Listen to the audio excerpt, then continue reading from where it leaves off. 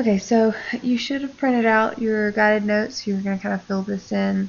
Those notes you should have gotten off of Edmodo as we kind of go through the Civil War.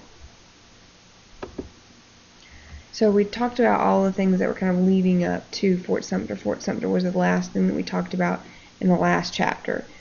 Fort Sumter is in South Carolina, and then we talked about South Carolina being the first state to secede. So you've got this Union fort that's on an island just right outside of Charleston, which is kind of like the center of this whole secession movement. And it's got Union soldiers in it, but they're running out of supplies, and they've been surrounded now by Confederates who are trying to withdraw from the Union. So you've got two options for Lincoln. He can either go ahead and declare war and send military people, or he's just going to try to send supplies. So he kind of comes out and he says, okay, this is what I'm going to do.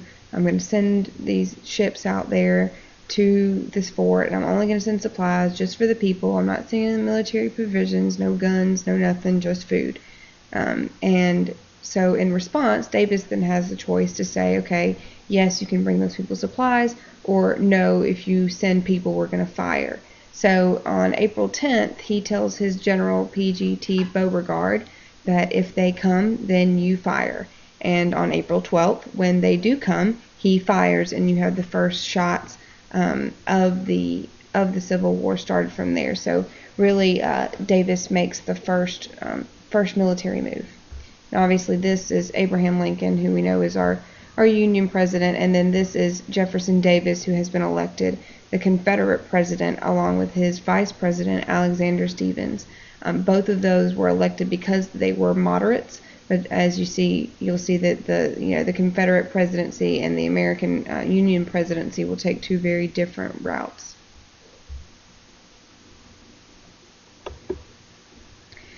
We've already talked about the effects of the North and the South as far as their advantages, and we'll look at that in the next slide. But there were a lot of effects that happened just specifically because of Fort Sumter.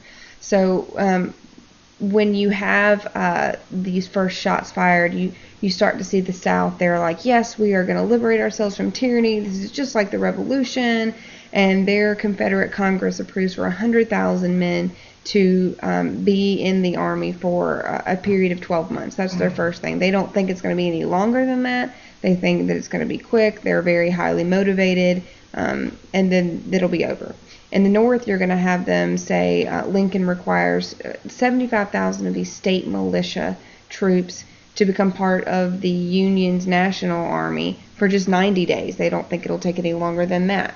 And you had a lot of people who are at Lincoln's election were kind of on the fence. They were very apathetic, or very kind of on the fence, or just non-committal about one way or the other. But once you see the firing on Fort Sumter by the Confederates, you have just a surge of nationalism. So people who had been on the fence before were suddenly very patriotic.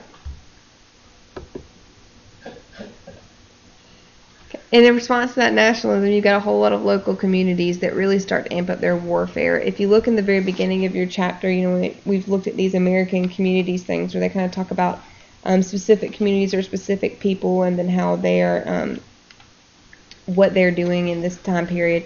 You got this lady right here who's at the bottom of our slide. Her name is her name, they call her Mother Bickerdike, which is just the an example from this one community where they see there's a problem in the Union Army, and a lot of these people are dying because of disease, bad conditions. They have doctors that are there to cut off and amputate an arm or a leg if they get wounded, but not to save them from bad cooking conditions, bad living conditions, and diseases that are rampant. So this one community sends this one lady out to help to keep these people from dying, and she goes out and she cleans up medical tents. She gets better provisions, better food, better diet, nurses all of these soldiers back to health. And this is just one example of how individual communities, both in the North and the South, are going to help the war effort. So the governments are saying go fight, and these local communities are saying, what can we do to help? You can see here, this is another example. This is something that was printed in a Harper's Weekly, which is like a weekly newspaper kind of magazine deal, and you've got the same examples. So you've got women that are nursing injured soldiers or sick soldiers back to health in both of these instances here, and you've got a lot of them that are providing cloth, clothing items like uniforms or footwear or blankets, or just getting things that they need and getting them to the government to distribute them to the troops. Secession, we talked about being South Carolina being the first, but they're quickly followed by 6 others. So there are 7 states from the Deep South that we kind of see in that first wave of secession. And then you've got 4 border states that are really very key to what's going to happen next in the conflict, and who's going to win those states and how that's going to play out. So each of these border states is important for different reasons. So you're going to start to see like Delaware it controls access to Philadelphia, which is at this point one of the major cities up north. On the same token, you're going to see Maryland be huge, because if Maryland falls to the Confederacy, the capital of Washington, D.C. will suddenly be surrounded by Confederates. Missouri has pretty much all access out to the west. People are coming to Missouri, and from that point, a lot of these trails that are going westward are from there, as well as having access to a lot of the railroads that are going out. Kentucky has access to a lot of those railroads that are coming from northern industry all the way out, and then out in the west you're having a lot of their kind of commercial agriculture that is coming in to supply the north. You're also going to have Missouri with control of the Mississippi River, which is huge for shipping, also huge for access to the west. So the fate of kind of those border states are going to be really important, and had all of those border states come into the Confederacy, it would have significantly increased their numbers, which we talked about as being one of the disadvantages the Confederacy has. If you look on this little map, it's showing you that really both of those capitals, which once you have the secession, where if you look on the last slide, we say that the border states are quickly you're gonna gain 4 key ones. So if these are the ones that they're going to be looking at as to see what they're going to do, there are 4 that join these 7 very quickly, and we'll look at those 4.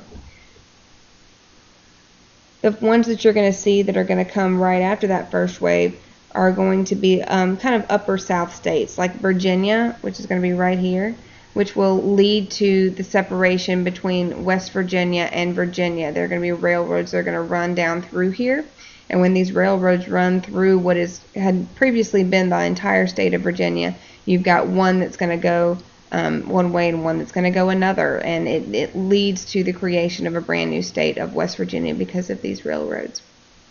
Virginia going in as a southern state leads the new Confederate capital here, which is Richmond. And then, of course, we still have the Union capital, which is here in Maryland.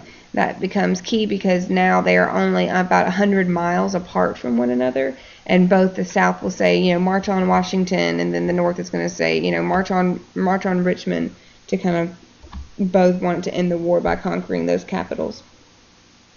The other border states that are the other states that are going to join Virginia are going to be Arkansas, which is right over here, Tennessee, and North Carolina, right there.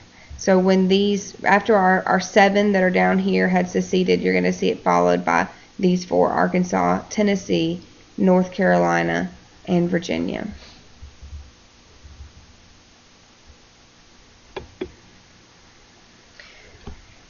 Fort Sumter being the first shots fired, really the first major battle that you're going to see is the first battle of Bull Run. We call it the first battle because obviously there will be a second one, and it'll actually have a much different outcome. But in the first battle of Bull Run, it's pretty unique because not only do you have your southern and northern troops that are fighting, but you have both journalists and just spectators. You see all these people in the picture down here. Some of these people are civilians that are just coming to watch. This guy's coming to write down as a journalist and report back to the people. So the perception of what's going to happen in this war is far from the truth. And you'll see that there are about 35,000 northern troops and about 25,000 southern troops. And when you see these these southern troops are fighting.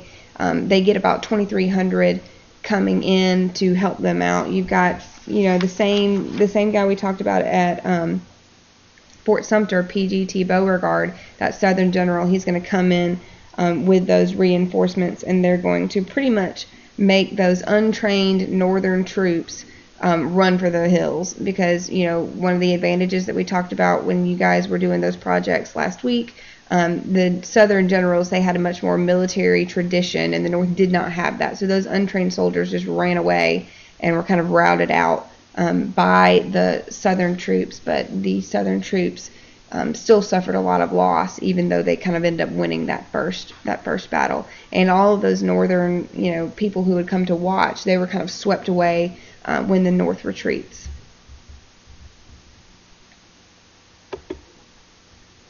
These were the things that we talked about a lot. The population, 22 million in the North, 9 million in the South. That's a huge difference. And then out of even just those 9 million, 3.5 are slaves that are not considered to be kind of part of the war effort. Really only they consider them to be still running the plantations, while many whites are going to fight.